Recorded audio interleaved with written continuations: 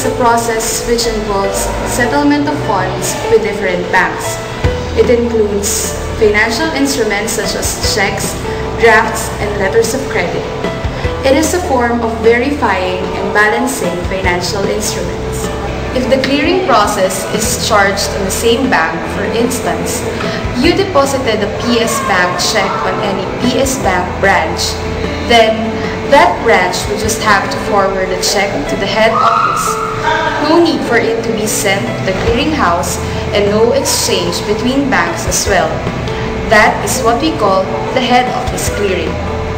If for another instance, a BDO check is deposited to a PS Bank branch, that is what we call the interbank clearing, because it involves the clearinghouse and an exchange between different banks.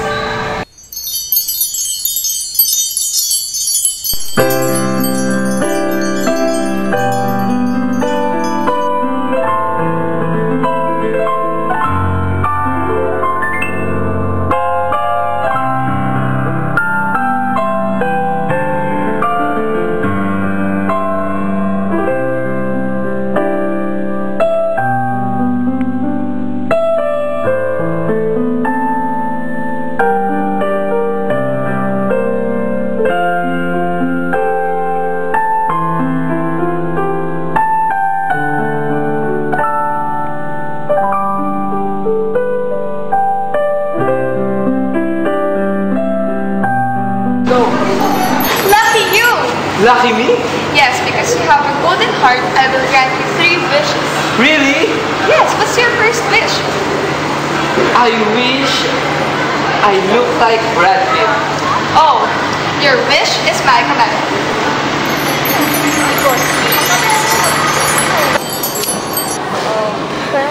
And for your second wish? Ford scar.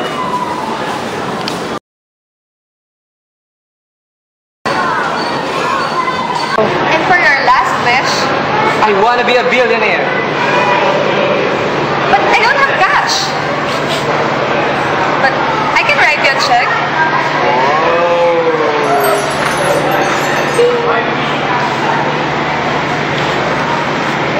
Oh, yes! Thank you, thank you.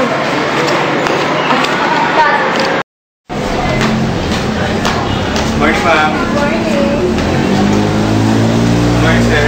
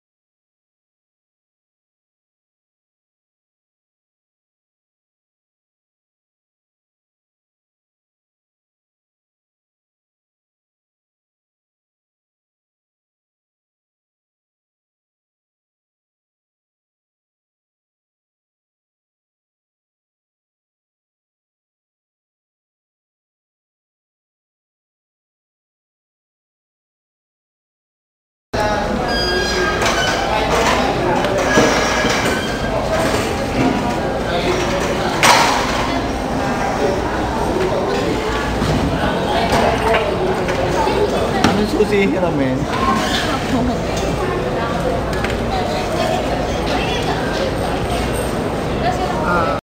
Next. On how will the check? Take it to the room of clearing.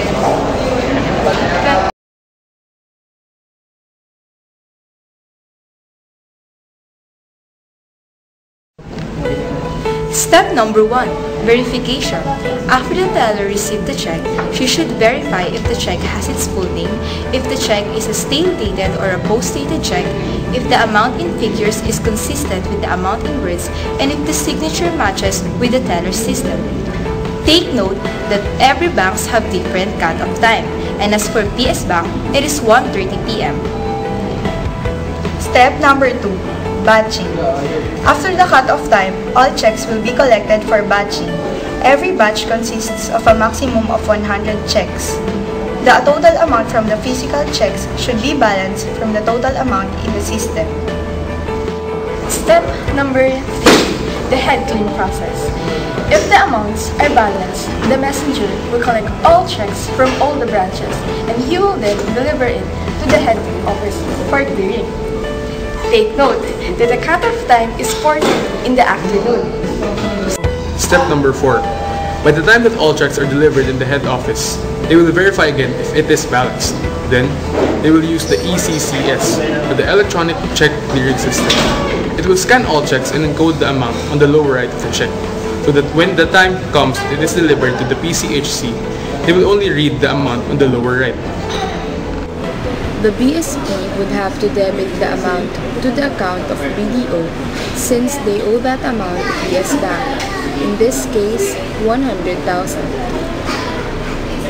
BSP, on the other hand, would have to credit that amount to the accounts of PS Bank, showing that it will receive the corresponding amount debited to BDO. BSP, on the other hand, would have to credit that amount to the accounts of PS Bank, showing that it will receive the corresponding amount debited to BDO.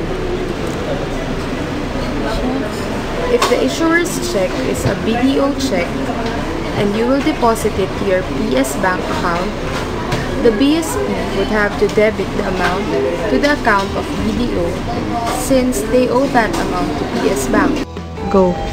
Step number 5. The encoded amount will be received by the PCHC at an earlier time than the physical check, so that the PCHC can transmit the amount and the name of the bank to the BSP. By 10 p.m., the PCHC will receive the physical checks, and then a machine will read the MICR, or the Magnetic Ink Character Recognition, which contains details such as the name of the bank and the amount. After that, the machine will also segregate the checks according to bank. So you see, if it's a funded check, then the clearing process ends at day 1, but the customers can only withdraw the money at day 3. But what if the issuer of the check has no sufficient funds to cover the amount written on the check? Let's take a look of what will happen.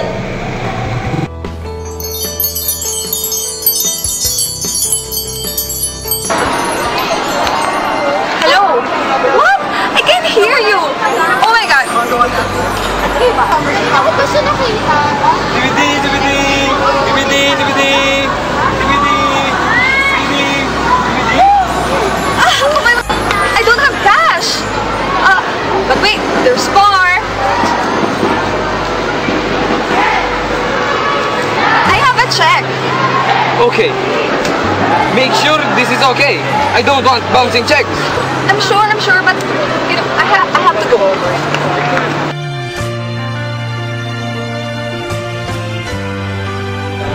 Good morning. When is your deposit slip? In day 1, the clearing process is still the same. But once the BDO receives the check from PCHC, they will verify if the issuer of the check has sufficient funds. If not, then we will go to day 2. If the issuer of the check has insufficient funds, the BDO will return the check back to the PS Bank head office on the second day. The check will be delivered to the PS Bank branch where it was deposited only on the third day. But before they return the check, BDO will first charge a penalty. Before, when there's a case of a bouncing check, the bank will not charge a penalty immediately. They will first notify the issuer and ask if they were still funded. For additional information, we call this as habol. But now, you cannot fund your unfunded check outright. The check will bounce, the bank will press charges. There are 2 charges. First is the standard charge. For every 40,000 pesos, the charge is 200 pesos per day. On the grounds of the if the depositor still redeposit the check, well, the answer is yes, but only for the second time. But when the same happens for the third time, and the check still bounce, the depositor will shoulder the charge. Now you know. Now I know. Thank you, Danica. Yo! Hello. Hola! And that's the end of our clearing process. Thank you for watching our video. Did you learn something? Get me?